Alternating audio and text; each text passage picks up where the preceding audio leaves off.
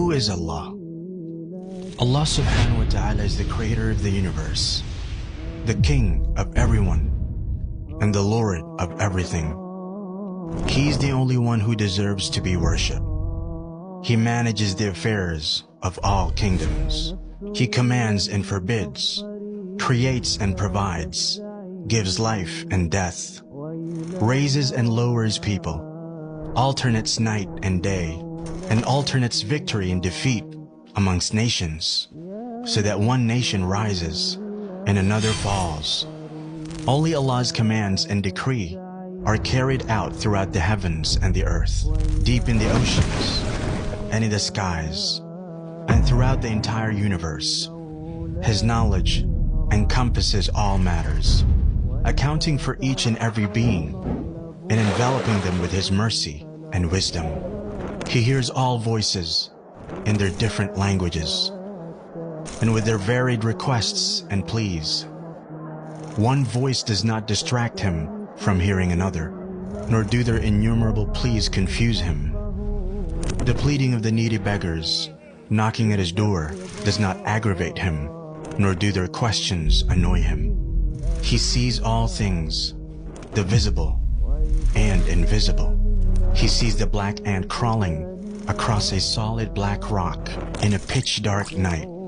No matters are hidden from Him, nor are secrets withheld from Him.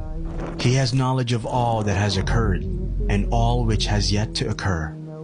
Everyone in the heavens and the earth beseech Him for their needs. Every day, He attends to His creation. He forgives sins, eases difficulties, and relieves distress. He mends the broken, enriches the poor, teaches the ignorant, guides the astray, directs the confused, and helps the desperate. He frees the captive, feeds the hungry, clothes the naked, and cures the sick.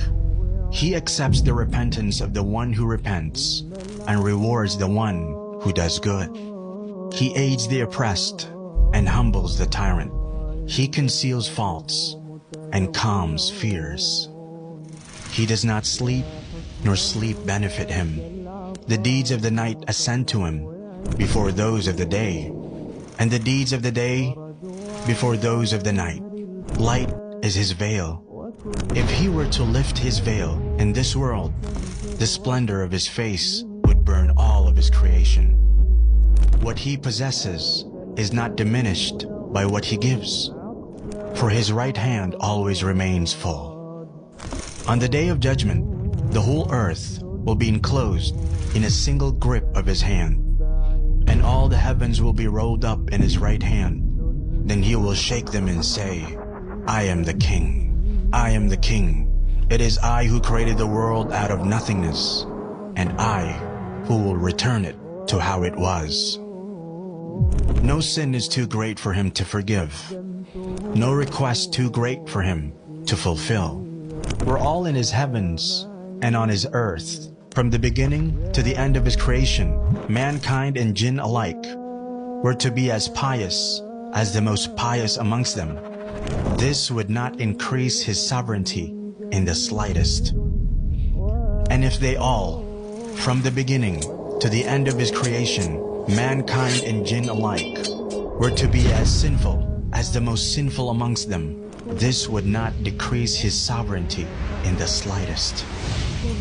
If all those in His heavens and on His earth, human beings and jinn, living and dead, were to assemble in one place and ask Him, and He gave each one of them what they asked for, this would not decrease what He has by even an atom's weight.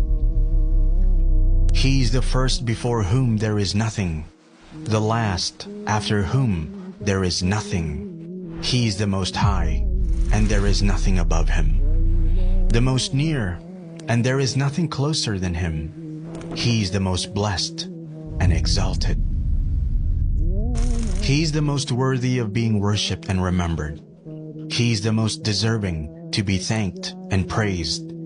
He is the most compassionate of kings, the most generous of those who are asked, the most forgiving of those who have power, and the most just of those who take revenge. With his knowledge comes wisdom, with his might, his forgiveness, and with his withholding, his wisdom. None obeys him except by his permission. None sins except by his knowledge. When he is obeyed, he is appreciative. When disobeyed, he overlooks and forgives. His anger is always just. Every punishment from him is just, and every blessing from him is a favor. He is the closest witness and the nearest protector.